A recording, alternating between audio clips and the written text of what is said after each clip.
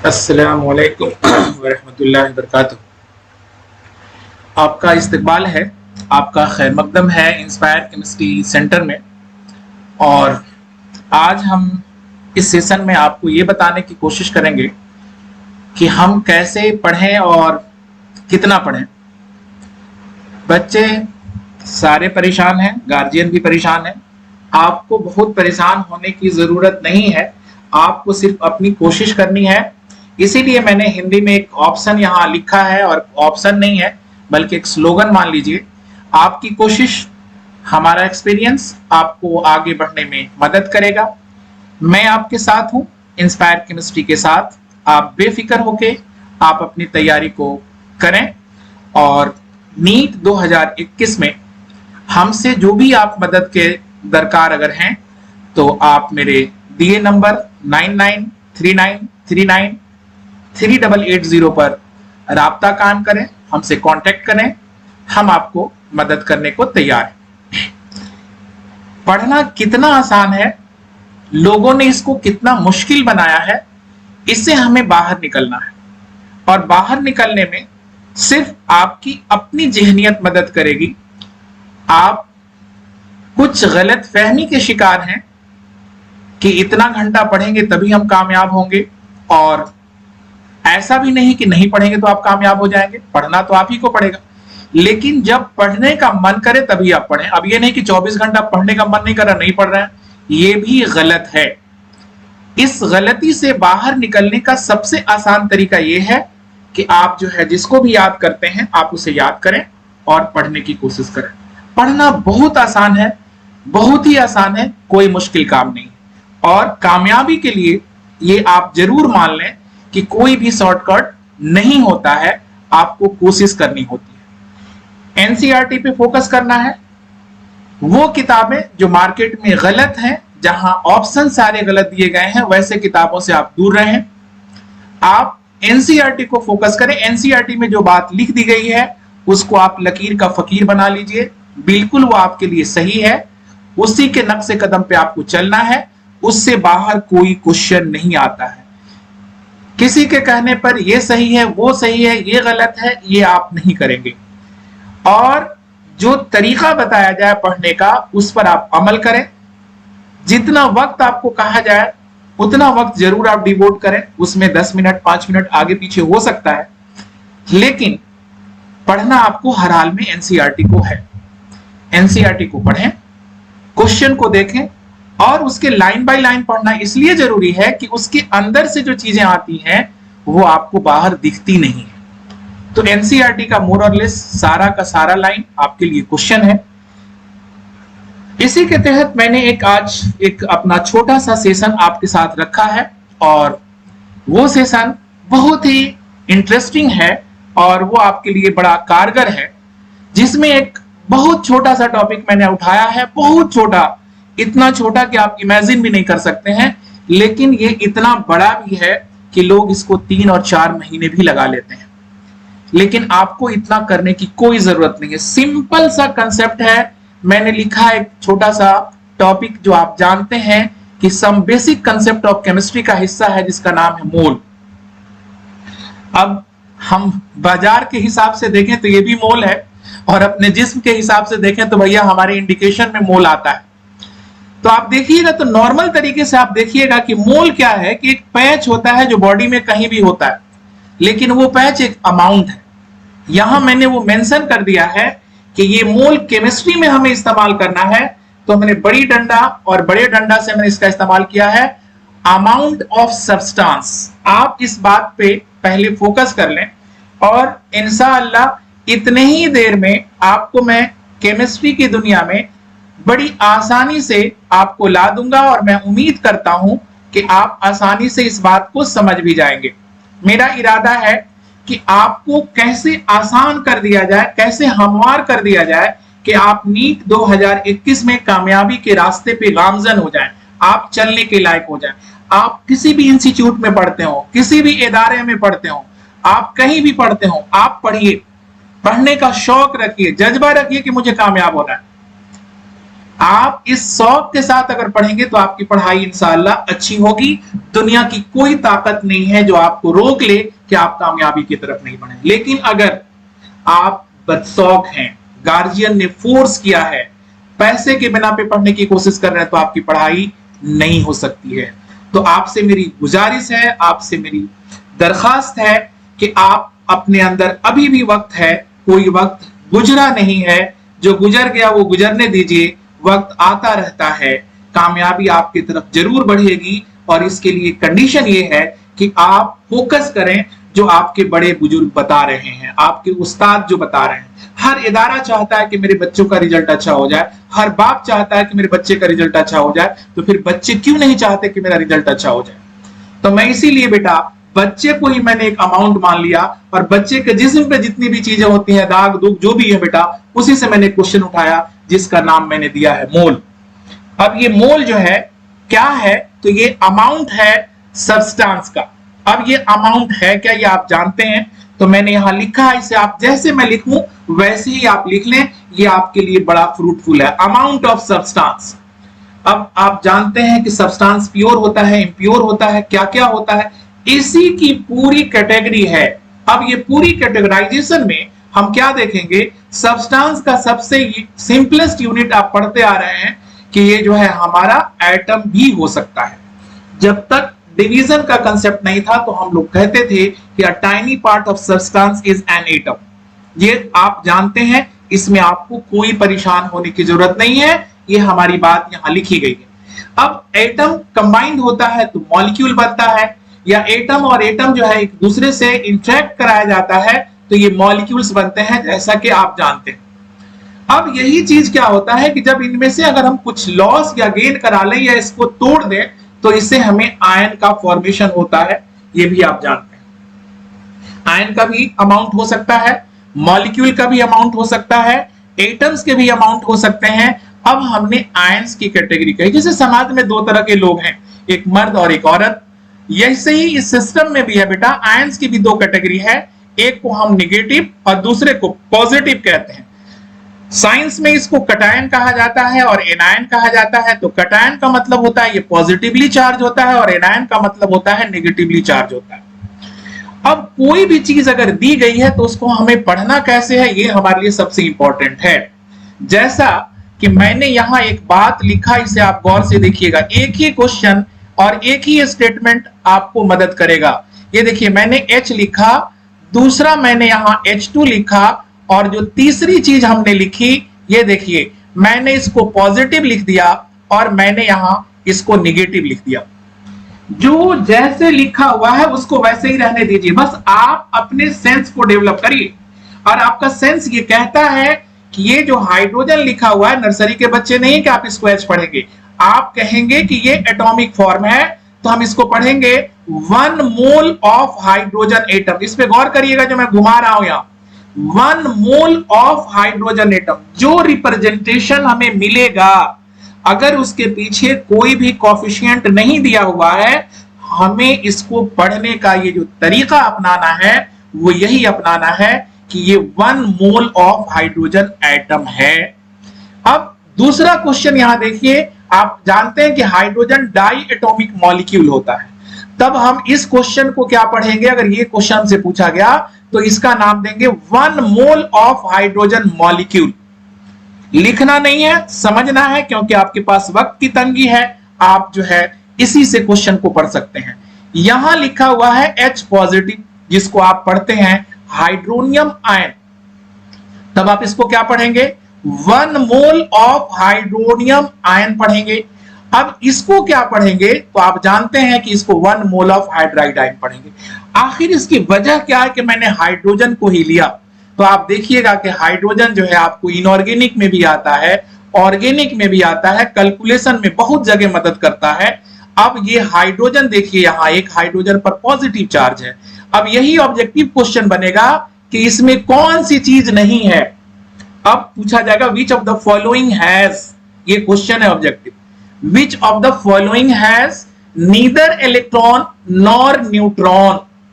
तो ये हाइड्रोजन ही एक ऐसा है बेटा, एक एलिमेंट जो इस फॉर्म में, जो पॉजिटिव के फॉर्म में हो गया, तो इसमें इलेक्ट्रॉन का नंबर भी 0 हो गया क्योंकि लॉस कर चुका है, और न्यूट्रॉन तो इस हाइड्रोजन के पास होता ही नहीं है। तो ये बड़ा इंपॉर्टेंट क्वेश्चन है। अब एक ट्रक के बराबर कोई अमाउंट ले ले इसका, लेकिन पूछा जाए बेटा इलेक्ट्रॉन के नंबर इसमें क्या होंगे, तो मेरे बच्चों का आंसर 0 होगा, और 0 जब होगा तो आप हीरो होंगे। गलतफहमी लोगों ने पाल लिया है कि 0 से बेटा हीरो नहीं बन सकता, 0 से हीरो होगा। ये क्वेश्चन कई बार आया है बेटा, इसलिए याद रखना है आपको। तो मैंने क्वेश्चन का जो सिलेक्शन किया है वो आपके फायदे के लिए किया है, अपने फायदे के लिए नहीं किया है। मैंने लिखा कुछ नहीं, बताया आपको सब कुछ, इसलिए आप गौर करिए, मेरी बातों को नोट करने की कोशिश करिएगा, आप कर सकते हैं तो। और ये हाइड्राइड की बात करेंगे तो इसमें इलेक्ट्रॉन का नंबर अब इसके तरह होगा। तो क्वेश्चन जो आपसे पूछे जाते हैं, क्योंकि आप एग्जाम की तैयारी कर रहे हैं, आपका जो है लास्ट स्टेज है, तो इतनी चीजें तो आती हैं, आप बता सकते हैं कि इन दोनों में आइसो इलेक्ट्रॉनिक कौन होगा। तो इलेक्ट्रॉनिक आइसो का मतलब सेम होता है, और आइसो जब कह दिए तो आइसो मतलब same, electro stand for electron. तो इलेक्ट्रॉन का नंबर अगर किसी में सेम हो तो आप बता सकते हैं कि ये जो हाइड्रोजन है, हाइड्रोजन ये मॉलिक्यूल जरूर है, लेकिन इलेक्ट्रॉन की काउंटिंग करेंगे तो मुझे 2 मिलेगा। और हाइड्राइड की बात करेंगे तो इसकी काउंटिंग करेंगे तो एक तो हाइड्रोजन का इलेक्ट्रॉन और एक निगेटिव यानी कि एडिशन हुआ है, तो आप कह सकते हैं इसमें भी इलेक्ट्रॉन के नंबर 2 हैं। तो जब नंबर ऑफ इलेक्ट्रॉन सेम हो गए तो इसलिए इसके लिए एक आपको नाम देना होगा कि ये हमारा आइसो इलेक्ट्रॉनिक है। तो आइसो का लफ्जी मानी ही होता है सेम, तो आप इसको सेम लिख सकते हैं। अब मैंने एक दूसरा टर्म बताया इलेक्ट्रॉनिक, तो आप लिख सकते हैं दैट इज इलेक्ट्रॉनिक। तो आइसो इलेक्ट्रॉनिक ये कहलाता है। तो दोनों को जोड़ के एक साथ लिखा जाता है। ये क्वेश्चन आप बना सकते हैं। अब हम कहते हैं कि मान लो घर में 2 भाई, 4 भाई, 5 भाई, 6 भाई जो भी हो बेटा, तो अगर 5 भाई 6 भाई जो भी है बेटा, ये काउंटिंग है या नहीं। तो केमिस्ट्री में काउंटिंग का जो है तरीका है, तो हम पार्टिकल्स को कैसे काउंट करते हैं, तो आपने नाम सुना होगा एवोगैड्रो का और पढ़े भी होंगे। तो इस नंबर से हम काउंट करते हैं, यानी कि 1 मोल कोई भी सब्सटेंस हो उसमें पार्टिकल्स का जो कंसीडरेशन होगा वो हमेशा हम ऐसे करेंगे। तो जैसे घर की गिनती है वैसे इसकी भी गिनती है, क्योंकि ये माइक्रो लेवल पर है तो आप बड़ी आसानी से इसको कर सकते हैं। लेकिन अप्रोच आपका बेटा कैसा होगा, ये जैसे मैं बताऊं उस रास्ते को अपनाइए और आप करते चले जाइए, आपका प्रॉब्लम अपने आप रिजॉल्व हो जाएगा। अब हम जानते हैं कि सब्सटेंस जो है एग्जिस्ट करता है सॉलिड, लिक्विड और गैस में। अब ये तीनों में जब एग्जिस्ट करता है तो कहीं ना कहीं इसमें वॉल्यूम की जरूर बात आती होगी। तो दूसरा कंसेप्ट रखा गया कि 1 मोल अगर गैसियस सब्सटेंस है तो उसमें उसके वॉल्यूम को क्या कंसीडर करेंगे, तो आप याद रखिएगा 22.4 लीटर कंसीडर करेंगे। इसी को सीसी में बदल देंगे तो 2 पॉइंट को हटा दीजिए, 4 रहने दीजिए और 2 जीरो इस पर और बैठा दीजिए, वो आप सीसी कह सकते हैं। तो उसको ml भी लिख सकते हैं। तो ये अप्रोच है मोल को जानने का। अब उसको पढ़ना होगा, तो जो मैंने आपको बताया कि 1 mole of hydrogen atom, 1 mole of hydrogen molecule, 1 mole of hydronium ion and 1 mole of hydride ion, ये कंसेप्ट हुआ। सभी के लिए टर्म 1 लगेगा, इसलिए आप इस बात को दिमाग में हमेशा के लिए बैठा लें कि अगर कोई भी चीज नेचुरल फॉर्म में लिखा गया है, जो उसका नेचुरल एग्जिस्टेंस है, उसको हम 1 मोल पढ़ेंगे।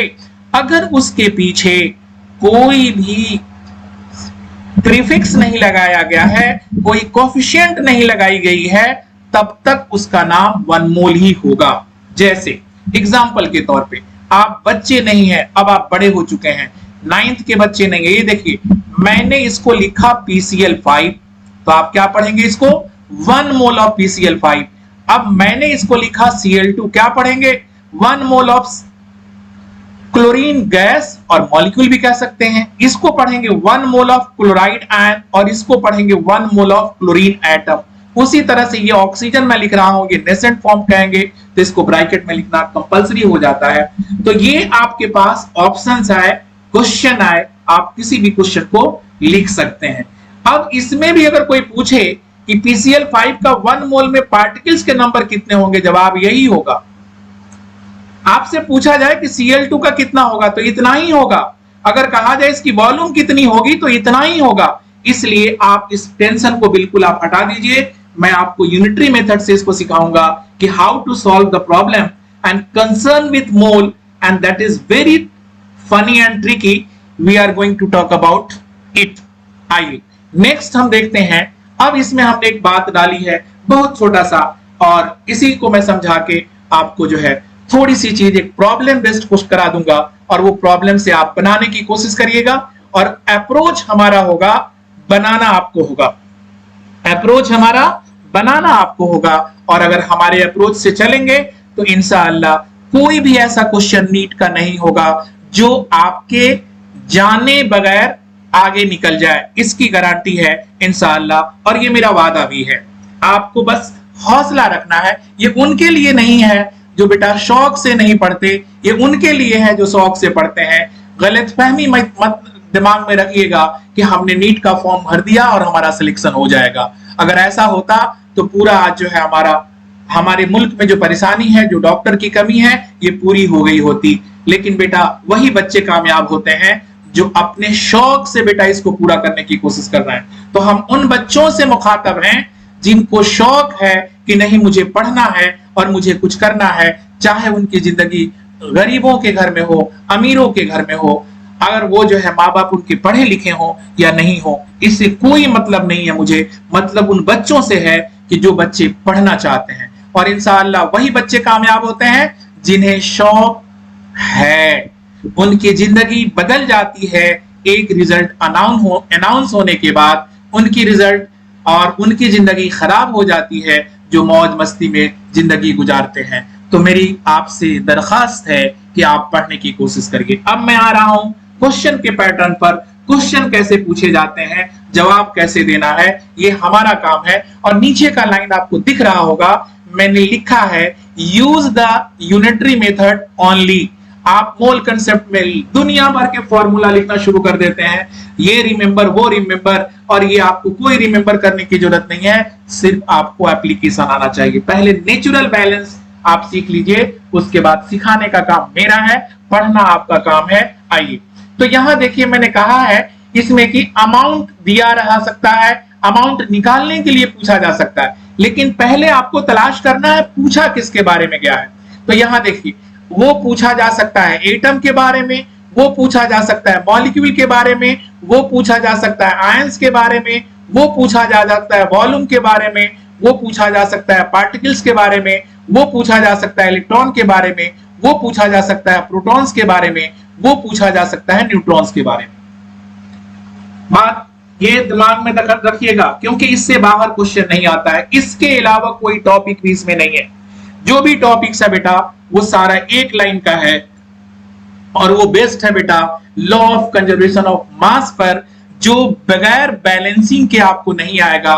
मैं आज वो भी सिखा दूंगा. एक लाइन का स्टेटमेंट है, एक क्वेश्चन से मैं कई क्वेश्चन सिखाऊंगा, आपको घबराने की जरूरत नहीं है. अब यहां देखिए जो मैंने बात लिखी है वो दो चीजें लिखी है. एक मैंने एटम को तो आप छोड़ दें, अब आप मॉलिक्यूल की बात करें और आयनिक की बात करें तो जितने भी केमिकल रिएक्शन लिखे जाएंगे या तो वो मॉलिक्यूलर होंगे, ये दिमाग में पहले रख लीजिए बेटा, वो रिएक्शन मॉलिक्यूलर होंगे और नहीं तो वो रिएक्शन आयोनिक होंगे. तो इस मॉलिक्यूलर रिएक्शन में हमें अप्रोच क्या लगाना होगा और आयोनिक रिएक्शन में अप्रोच क्या लगाना होगा, हम लोग इसको डिस्कस करेंगे. हो सकता है कि मेरे दूसरे क्लास में ये बात आ जाए, जब इस टॉपिक को मैं पूरा लेके चलूंगा वहां मैं डिस्कस कर दूं, लेकिन एक तो जरूर मैं कोई ना कोई चीज आपको सिखा दूंगा इंशाअल्लाह, मेरी यही कोशिश होगी. अब देखिए मैंने इसमें लिखा है कैलकुलेट, यही दिया रहेगा, calculate the following in given sample. ये देखिए मैंने लिखा है फ्रॉम गिवन डेटा या डाटा, जो भी पढ़ते हैं आप, ये आपकी मर्जी है. इसके अलावा कुछ भी इसमें नहीं दिया रहेगा. अब उसको क्वेश्चन को जितना लंबा बना दे, 4 पेज का बना दे, 10 पेज का बना दे, दिया क्या रहेगा अमाउंट.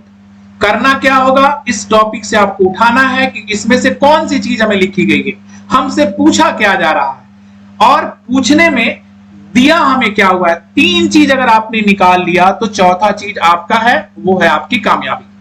और सपोज करिए कि आपने तीनों को छोड़ दिया तो चौथा तो आप समझ रहे हैं जिसको नाम कामयाबी देते हैं तो उनको हाथ लगती है नाकामयाबी. It's very simple and very funny. यहां क्वेश्चन हमारे सामने है और आप क्वेश्चन देख सकते हैं। जैसे सपोज करिए मैंने लिखा H2, अभी भी मैं बस सिंपल क्वेश्चन से उठाता हूं। H2 मैंने लिखा है। अब H2 के बारे में आपने पढ़ा होगा, पढ़े होंगे 9th में, 10th में, 11th में, 12th में, हर जगह ये बात की जाती है कि इन जनरल इसको हम कंसीडर करते हैं अबाउट 2 ग्राम। तो इसका मतलब क्या हुआ, जो मैंने ये लाइन लिखा है बेटा, इसका मतलब है इक्विवेलेंट, और इसका पढ़ने का मतलब है बेटा 1 मोल। सबसे पहली बात तो 1 मोल ऑफ हाइड्रोजन मॉलिक्यूल का मतलब हुआ 2 ग्राम। अब इस 2 ग्राम का मतलब, ये 1 मोल का मतलब, ये भी देखिए इक्विवेलेंट में ला रहा हूं कि पूछा जाए कि इसकी वॉल्यूम की बात करें तो क्या लिखेंगे, ये लिख सकते हैं 22.4 लीटर। खूब अच्छे से देखिएगा, इतना लीटर ये जो है इसका वॉल्यूम होगा 1 मोल का, जो वहां लिखा गया है। तो इसका मतलब है कि 2 ग्राम का वॉल्यूम इतना है। तो अब आपसे क्वेश्चन क्या पूछा जा सकता है, पूछा जा सकता है कि बताओ 0.2 ग्राम अगर हम हाइड्रोजन का लेते हैं, H2 मॉलिक्यूल का, तो उसकी वॉल्यूम क्या हो सकती है। तो मैंने आपसे क्या क्वेश्चन कहा था, 4 बातें कही थी। हमने कहा था कि देखो दिया क्या है, तो दिया इसमें क्या है, 4 ग्राम हाइड्रोजन नहीं है, 0.2 ग्राम ऑफ हाइड्रोजन मॉलिक्यूल है। अब कहता है कैलकुलेट करो वॉल्यूम को। क्वेश्चन कहता है कैलकुलेट करो वॉल्यूम को, यानी कि calculate the volume of hydrogen molecule in 2 gram of hydrogen molecule, या calculate the volume of 2 gram of hydrogen molecule. Question पूछने का ये पैटर्न है। हमने आपसे क्या कहा है कि पहले तलाश करना है, तो तलाश क्या किया आपने, तो इसमें गिवन है अमाउंट, और अमाउंट किस फॉर्म में है, जो मैं आपको बता चुका हूं, वेट के शक्ल में है। किसका है, मॉलिक्यूलर है या एटॉमिक, तो आपका आंसर है मॉलिक्यूलर है। निकालना क्या है, वॉल्यूम। और अगर आपने इस क्वेश्चन को बना दिया तो मैंने क्या कहा कि इससे आपको 4 नंबर आएंगे, और 4 नंबर आपको कामयाबी की तरफ आगे बढ़ाएगा। You proceed towards your successive point, तो योर टारगेट की तरफ आप बढ़ेंगे। तो मेरा तरीका आप देखिए कि कैसे हम इसको अप्रोच करेंगे। बहुत सिंपल लेना है आपको, सिंपली ये लेना है, वॉल्यूम पूछा गया है। तो ये अगर 2 ग्राम होता तो उसकी वॉल्यूम इतनी होती, और मैंने कहा है बेटा 9th 10th की तरह बनाना है, 6th स्टैंडर्ड की तरह बनाना है। तो इसको आप लिखते कि 2 ग्राम, मैथ को ऐसे बनिए, अब ग्राम ग्राम मत लिखिए, सीधे लिखिए इक्विवेलेंट टू 22.4 लीटर, लफड़ा खत्म। अब कहता है कि 1 ग्राम का मतलब क्या हो गया, तो आप जानते हैं यूनिटरी मेथड से हम इसी का इस्तेमाल करते हैं। अब यहां जो है मल्टी डिवाइड हो जाएगा, और निकालना कितने में है, 0.2 में। तो आप ऊपर चलिए, इसको लिखेंगे 2 और यहां लिखेंगे 0.4 और यहां लिखेंगे 0.2, और डिवाइडेड बाय यहां 2 कर लीजिए। इस डिसिमल को जैसे ही आप हटाइएगा तो डिवीजन में क्या आ जाएगा, 10, और इसको आप कैंसिल कर देंगे। और जब इसको यहां हटाएंगे तो आपका आंसर जो यहां दिखेगा वो दिखेगा 2.24 लीटर। लेकिन एग्जामिनर आपको सीट देता है बेटा, जिसको डोनेशन पे लोग करोड़ों में खरीदते हैं, और आपका जो है फीस जो होता है वो मालूम है कितना होता है, किसी जगह 50,000 है, किसी जगह 10,000 है। बेटा उस सीट के लिए ये 4 नंबर लाना जरूरी है। तो करोड़ों रुपए बचाने हैं माँ बाप के, तो उसका बेहतर तरीका क्या है कि अब देखना है ऑप्शन। ये तो आपका आंसर आ गया, लेकिन वहां जब ऑप्शन आप देखने जा रहे हैं तो ये ऑप्शन ही नहीं मिल रहा है। अब ऑप्शन में क्या दिया रहेगा बेटा, हो सकता है कि सीसी में दिया हो, एमएल दिया रहे, तो एमएल के लिए क्या करेंगे, इसको 1000 से आप मल्टीप्लाई करते, तो मल्टीप्लाई करके आंसर निकाल सकते। तो आंसर तो एक ये आ गया आपके पास, और जो दूसरा आपके पास ऑप्शन है कि अब इतना आपको लीटर में दिया हुआ है, तो अब लीटर को एमएल में कन्वर्ट करना है, तो आप 1000 से मल्टीप्लाई करते। तो 2 जीरो तो देखिए बेटा इसके वजह से कैंसिल हो जाता, तो 2 आप कैंसिल कर लेते और 1 बच जाता आपके पास, तो आपका आंसर क्या होता, आप जवाब दे सकते हैं। तो बोलिए आपका आंसर क्या आता, 2 और इसके पीछे भी एक 2 लगा दीजिए, ठीक है। और यहां देखिए 1 और 2 तो हमारा कैंसिल हो गया, डिसिमल की वजह से 1 जीरो आ जाता, तो इतना एमएल भी दिया जा सकता है। तो इस तरह से ये क्वेश्चन बनते हैं जो मैंने आपको समझाने की कोशिश की।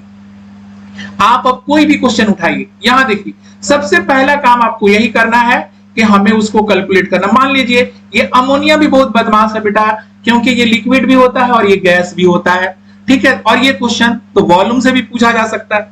अब मान लो कि इसमें क्वेश्चन जो है, तो सबसे पहले इसके मम्मी के मामा को निकालो, यानी कि मोलर मास को।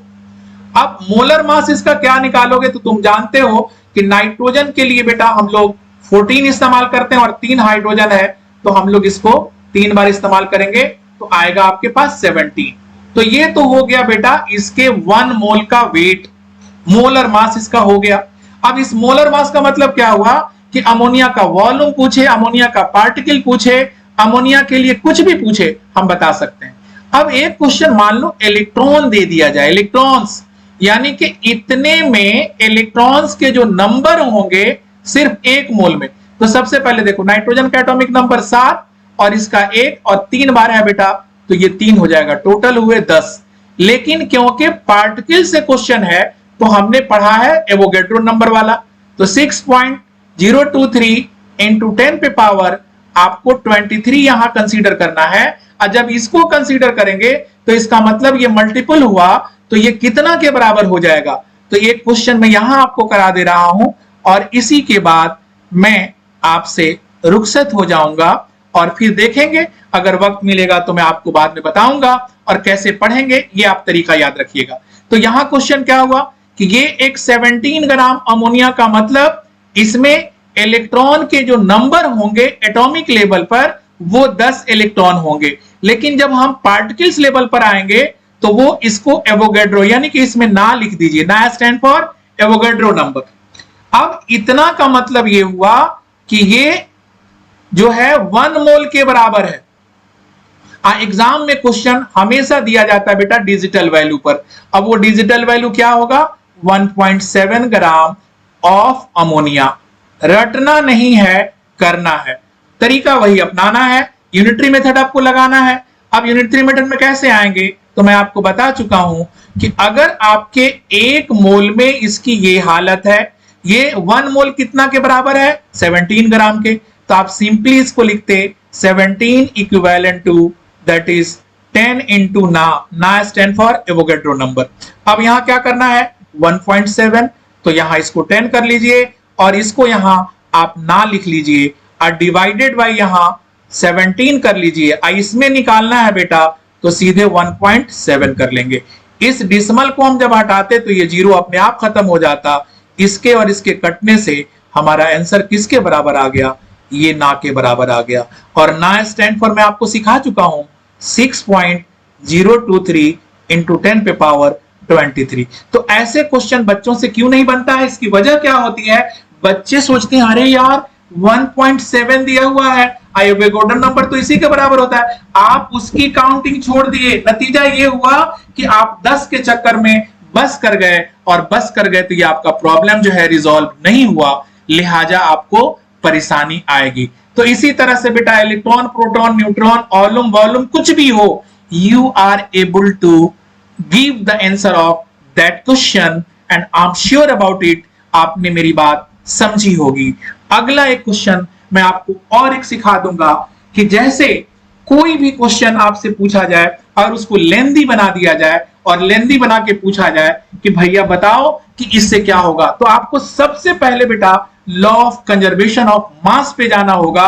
और law of conservation of mass पे जाना होगा तो आपको हर हाल में रिडॉक्स रिएक्शन का ख्याल दिमाग में आना चाहिए और रिएक्शन जो है बेटा बैलेंसिंग आनी चाहिए। और अगर बैलेंसिंग आपको आती है तो आप किसी भी रिएक्शन को लिख सकते हैं। तो वहां देखिएगा उसी से हम इक्विवेलेंट वेट पे आते हैं, सारे क्वेश्चन हमारे वहां से बनते हैं। तो आप जानते हैं कि जो हम लोग डी ब्लॉक में पढ़ना है जिसमें KMnO4 को पढ़ना है, तो मैं उससे 2 क्वेश्चन में आपको सिर्फ लिख के सेंस ऑफ क्वेश्चन का पैटर्न आज जरूर सिखा दूंगा। और फिर इंशाअल्लाह हमारी जो डेली सेशन का जो है आज से आगाज हो रहा है 8:30 से 10 बजे रात तक, डेली जो है उन बच्चों के लिए जो नीट को रिपीट कर रहे हैं या नीट देने की ख्वाहिश रखते हैं, बिल्कुल स्पेशल तरीके से मैं उनको बताऊंगा क्वेश्चन के साथ और ऑब्जेक्टिव के साथ।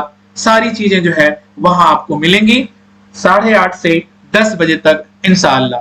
तो सपोज करिए कि हमसे क्वेश्चन दे दिया गया है, बहुत सिंपल क्वेश्चन जो रोज हम पढ़ते आ रहे हैं, ये मान लीजिए कि हमारा KMnO4 है और ये रिएक्शन करता है सल्फ्यूरिक एसिड के साथ, लेकिन इसमें जो दूसरा हम रिएजेंट मान लीजिए हम उठा रहे हैं ऑक्जेलिक एसिड का, आपने नाम सुना होगा। मान लीजिए हमने यहां ऑक्जेलिक एसिड लिया, और अगर ऑक्जेलिक एसिड लिया तो हम इस क्वेश्चन को कैसे बनाएंगे, इसको हम लोग डिस्कस करने चल रहे हैं और इंशाअल्लाह आप इसे समझेंगे। तो ये मान लीजिए हमारे पास ऑक्जेलिक एसिड है, तो बोलिए ये भी एसिड है और ये भी एसिड है और ये KMnO4 है। अब हमें इसमें डिफरेंस क्या देखना है, करना क्या है और करना कैसे है, ये हमें समझना है। तो KMnO4 में मैग्नीज जो होता है बेटा, जो आप पढ़ते आ रहे हैं, ये +7 ऑक्सीडेशन स्टेट में होता है। सल्फ्यूरिक एसिड जो है बेटा, ये मीडियम का काम करता है, इसको आप मीडियम लिख लीजिए। और एक आपके पास जो है बेटा, ये रिड्यूसिंग एजेंट है और ये ऑक्सीडाइजिंग एजेंट है, मैं आपको बता दूं। तो सबसे पहला काम आपको करना है, रिएक्शन जो भी दिया रहे, KMnO4 तो आपके टिप्स पर है, बचपन से पढ़ते आ रहे हैं कि ये ऑक्सीडाइजिंग एजेंट है। सल्फ्यूरिक एसिड जब मीडियम है तो आने वाला हमेशा रिड्यूसिंग एजेंट होगा। अब जब रिड्यूसिंग एजेंट होगा तो रिएक्शन जब होगा तो इस मीडियम में जब रिएक्शन करेगा तो इसमें 5 unit change in oxidation number होता है। और जब 5 यूनिट चेंज होता है तो इसका मतलब क्या हुआ कि ये MnSO4 बनाता होगा। आप इसको +2 आप लिख सकते हैं, क्योंकि सल्फेट रेडिकल की जो आपके पास है वो -2 होता है ऑक्सीडेशन नंबर। अब यहाँ पोटेशियम है, तो पोटेशियम में तो कोई चेंजिंग नहीं आ रहा है, तो आप इसको K2SO4 लिख सकते हैं।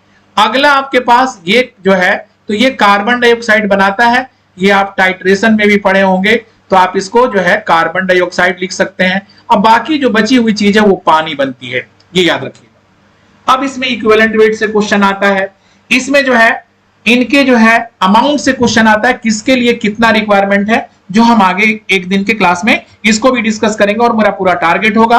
आज मैं इंट्रोडक्टरी लेके इसलिए चल रहा हूं ताकि आप इसको समझ सकें। अब सबसे पहले देखिए, आपके आंखों के सामने ये दिख रहा है कि ये रिएक्शन मॉलिक्यूलर है, आयनिक रिएक्शन नहीं। तो जब ये मॉलिक्यूलर रिएक्शन है तो हमारे लिए बैलेंस करना कितना आसान हो जाएगा, ये देख लेना है। तो मैं यहां एक फ्रेम लिख देता हूं बेटा, इस फ्रेम से आप पूरा जो है तैयारी करिए। अगर ये रिएक्शन मॉलिक्यूलर है तो यहां मैं लिख देता हूं बेटा, मॉलिक्यूलर रिएक्शन के लिए क्या इस्तेमाल करेंगे। यहां देखिए MOL मॉल, अकुलर, और यहां या RK, इस पर N लिख देते हैं मॉलिक्यूलर रिएक्शन के लिए। देखिए पहला स्टेप जो आप लेंगे वो हमेशा रिडक्शन का लेंगे, दैट इज फर्स्ट। और जब सेकंड में आएंगे तब आप ऑक्सीडेशन लिखेंगे, और लास्ट में जब आएंगे तो बेटा 3 नंबर में दोनों को जोड़ देंगे तो ये रिडॉक्स हो जाएगा। याद रखिएगा, यानी कि ये रिडॉक्स हो जाएगा। अब रिडॉक्स जो होगा वो रिएक्शन हमेशा आपको ट्राई करना है कि वो आपका बैलेंस रिएक्शन रहे और बैलेंस इक्वेशन बने। तो मुझे इस बैलेंस इक्वेशन के लिए क्या करना है, इसी सिरदर्द को मैं लेके आपको बता रहा हूं। तो पहला फ्रेम हमारा आ गया। तो जब मॉलिक्यूलर के लिए हमारे पास ये बात आ रही है तो इसका हम उल्टा कर देंगे तो क्या होगा, आयनिक हो जाएगा। तो क्यों नहीं बेटा, वो भी फ्रेम हम यहीं लिख लें, रटने की कोई जरूरत ही मुझे नहीं पड़ेगी। अगर हमें आयनिक रिएक्शन को बैलेंस करना होगा तो 1 नंबर में जो लिखेंगे वो हम ऑक्सीडेशन को लिखेंगे, तो यहां इसको 1 रख लीजिए। और 2 नंबर में आप रिडक्शन को लिखेंगे और जोड़ देंगे तो इसका भी रिडक्स बैलेंस इक्वेशन होगा और वो भी रिडॉक्स होगा। यानी कि हमारा केस 1 हो गया और ये केस 2 हुआ। तो रिएक्शन देखते ही हम बता सकते हैं कि रिएक्शन है क्या, आपके जवाब आपकी आंखों के सामने चलता नजर आएगा। तो बोलिए इसमें कोई भी आयन्स नहीं है, और जब कोई आयन नहीं है तो इसका मतलब ये 100% ये मॉलिक्यूलर रिएक्शन है। तो हम इस रूल को फॉलो करेंगे जो मैंने लिखा है। तो 1 नंबर में हमें रिडक्शन को देखना है। तो जाहिर सी बात है जो ऑक्सीडाइजिंग एजेंट है, अब यहां मैं आपको यही बता दूं ऑक्सीडाइजिंग और रिड्यूसिंग एजेंट में डिफरेंस क्या है। ये बेटा इससे हमारा काम लॉलीपॉप की तरह हो जाएगा। देखो हमेशा जो है, मैं मान लो मैं पढ़ा रहा हूं तो किसको पढ़ा रहा हूं, तुमको पढ़ा रहा हूं, जो लोग भी मुझे सुन रहे हैं मैं उनको पढ़ा रहा हूं। तो ये दूसरे को रिड्यूस करेगा, ये याद रखिएगा, दूसरे को रिड्यूस करेगा, लेकिन अपने क्या होगा, इटसेल्फ, याद रखिएगा, ये ऑक्सीडाइज हो जाएगा। इसका मतलब ऑक्सीडाइजिंग एजेंट के लिए बात करेंगे तो दूसरे पर जो इसका इंपैक्ट होगा, दूसरे को ये ऑक्सीडाइज करेगा। अब जब दूसरे को ऑक्सीडाइज करेगा तब आपसे कोई पूछे इस पर इटसेल्फ क्या होगा, तो इसका जवाब होगा ये रिड्यूस हो जाएगा, यानी कि इसका रिडक्शन होगा। बस यही तो तरीका है पढ़ने का बेटा। यानी कि ऑक्सीडाइजिंग एजेंट वो सब्सटेंस है जो दूसरे को ऑक्सीडाइज करे और अपने रिड्यूस हो जाए, और रिड्यूसिंग एजेंट वो सब्सटेंस है जो दूसरे को रिड्यूस करे और अपने जो है ऑक्सीडाइज हो जाए। यही बात आपको दिमाग में रखनी है और आपका प्रॉब्लम इंशाअल्लाह बन जाएगा, आपके प्रॉब्लम में कोई परेशानी नहीं आएगी। तो मैं आज इस टॉपिक में एक ही चीज बता के कहानी को खत्म करता हूं, और अल्लाह करे कि आप जो है ऐसे क्वेश्चन को बनाते चले जाएं, और मैं समझता हूं कि इस लाइन सेगमेंट के बाद आपके पास बहुत सारे ऐसे क्वेश्चन होंगे जो आपके कदमों में होंगे। आइए तो क्या करेंगे, हमने कहा कि मुझे सबसे पहले रिडक्शन को लिखना है, और रिडक्शन में मुझे दिख रहा है कि ये हमारा यही रिड्यूस हो रहा है क्योंकि 7 से ये 2 में जा रहा है। तो हम सबसे पहला काम क्या करेंगे बेटा, यहां लिखेंगे जो जैसा लिखा हुआ है वो KMnO4। अब मीडियम जो हमारे पास है वो हमारा है H2SO4। दूसरी चीज यहां आपको क्या करना है, आपको सबसे पहले लिख देना है MnSO4 जो आपके पास लिखा हुआ है। दूसरा हमारे पास कहता है कि मैं K2SO4 हूं, तो K2SO4 लिख दीजिए। और दूसरा स्पेशल चीज मैं आपको बता दूं, पानी भी आप लिख दीजिए। और ये पानी जब आप लिख देंगे, अब आपको थोड़ी सी चीज मेरी माननी होगी और मेरी बातों पे गौर करना होगा कि मैं आपको लिखना और पढ़ाना क्या चाहता हूं, आपको ये सारी चीज समझ में आ जाएगी। अब पोटेशियम का नंबर है 2 और इस भाई साहब के पास है 1, इनके पीछे 2 डंडा लगाइए, अपने आप चलना शुरू कर देंगे।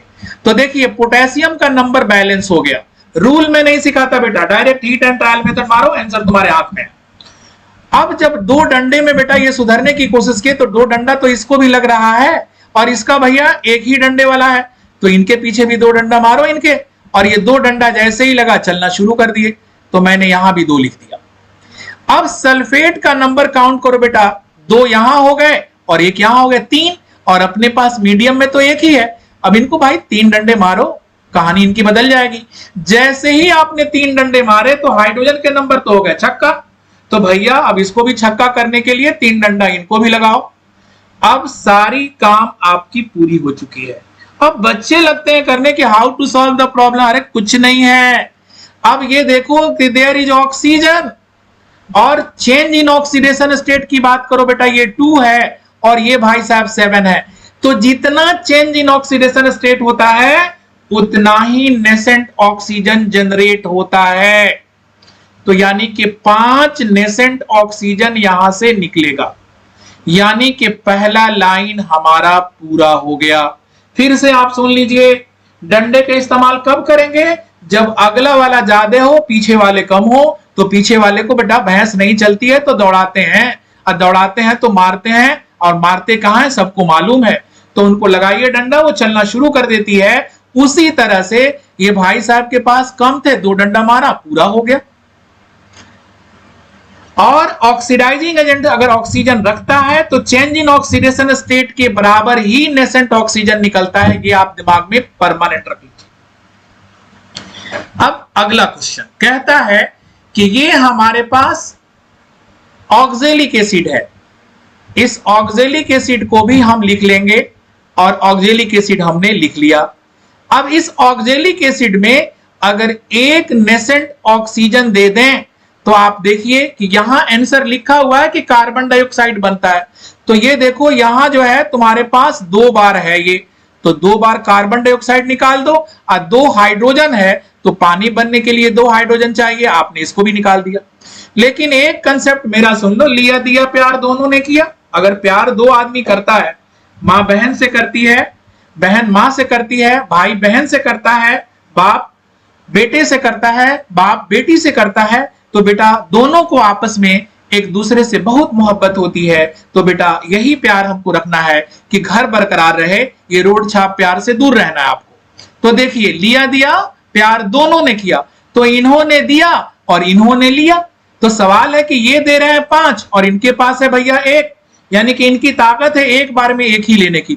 तो भैया इनको 5 थपेड़े लगाओ और कहो कि बेटा जेब तो तेरे पास है, इस जेब में 5 बार ले लो। तो 5 थपेड़े जैसे ही मारे, अब बोलो, यानी कि लिया दिया प्यार दोनों ने किया, तो दोनों का प्यार कैंसिल हो गया बेटा, दोनों एक दूसरे के साथ प्यार मोहब्बत से रहने लगे। अब जोड़ के बेटा आप फाइनल आंसर लिखो। तो क्या लिखोगे? 2 बार तुम्हारे पास क्या आ रहा है?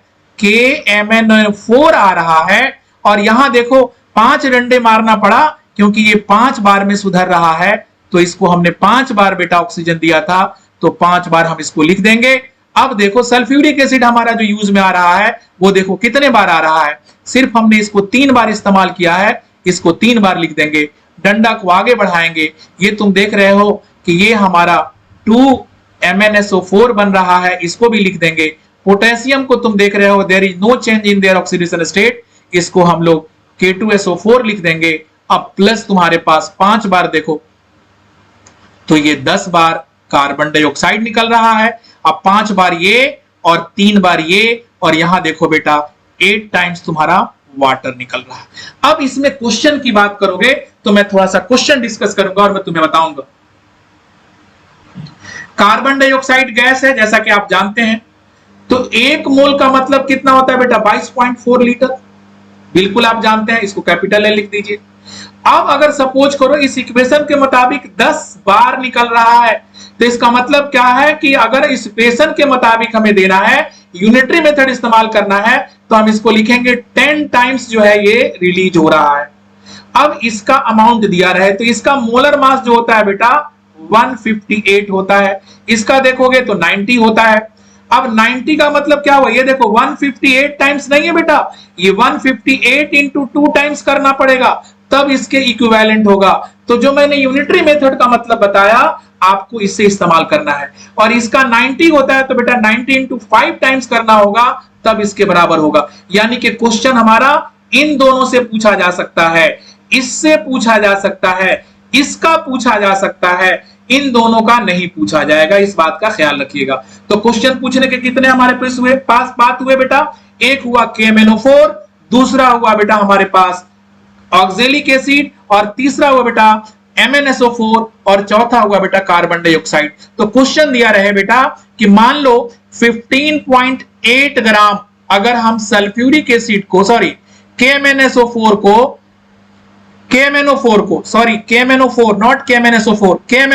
को बेटा अगर हम रिएक्शन में लाएं तो इसके कितने अमाउंट चाहिए, या ये कितना इवॉल्व होगा एसिडिक मीडियम में। कहीं से कोई मुश्किल नहीं आएगा, हम सारा क्वेश्चन बेटा यूनिटरी मेथड से करेंगे और ये क्वेश्चन आएगा। तो यहां देख सकते हैं आप कि अगर ये 2 है तो इसको छोड़ दीजिए, यानी कि इसका मतलब है कि 2 टाइम्स, यानी कि हम इसका ले रहे हैं तो इसका 10 टाइम्स हो रहा है। आज जब हम इतना लेंगे तो कितना होगा? यूनिटरी मेथड के अलावा कुछ भी नहीं करना है। तो इस वाले को बेटा KMnO4 को तुम कांस्टेंट ले लो, और तुम्हारे डी ब्लॉक के जितने भी क्वेश्चन हैं एसिडिक मीडियम में होने वाले उस सभी को नीचे लिखो, ये कांस्टेंट रखो, इसके साथ लिखते जाओ, तुम्हारा इक्वेशन बैलेंस हो जाएगा। तो तुम जानते हो कि ये जो है बेटा लोअर को हायर में जब ले जाता है, ऑक्सीडाइज करता है, तो हम जितने भी रिड्यूसिंग एजेंट हैं उनको थपेड़े मार के इससे निकाल सकते हैं। और मैं यहीं अपनी बात को खत्म करता हूं, और हयात मेरी अगर रह गई, जिंदगी बाकी रही, तो हमारी मुलाकात होती रहेगी। मैं दुआ करता हूं कि जो भी बच्चे एग्जाम इस बार दे रहे हैं, अब जो भी का मतलब हुआ कि यही नहीं कि 22 लाख बैठे बच्चे सभी का सिलेक्शन हो जाए, ये दुआ भी मेरी इतनी कारगर नहीं हो सकती, लेकिन हर उस बच्चे के लिए जो जायज मेहनत के साथ बिल्कुल माँ बाप को जो है अपने नजरों में रखे हुए हैं कि माँ बाप ने मेरे लिए कितनी मेहनत की है और हमारे उस्ताद ने हमारे लिए कितनी मेहनत की है, उन सारे बच्चों के लिए दुआ है। और वो बच्चे जो बेटा इससे जो है दूरी बनाते हैं, मैं उनके लिए भी दुआ करता हूं कि अल्लाह उनको सही समझ दे कि वो मेहनत करें। तब तक के लिए अल्लाह हाफिज। मैं उम्मीद करता हूं कि वो सारे बच्चे मेहनत करने की कोशिश करेंगे, इस साल नहीं तो अगले साल कामयाबी जरूर मिलेगी। अल्लाह हाफिज।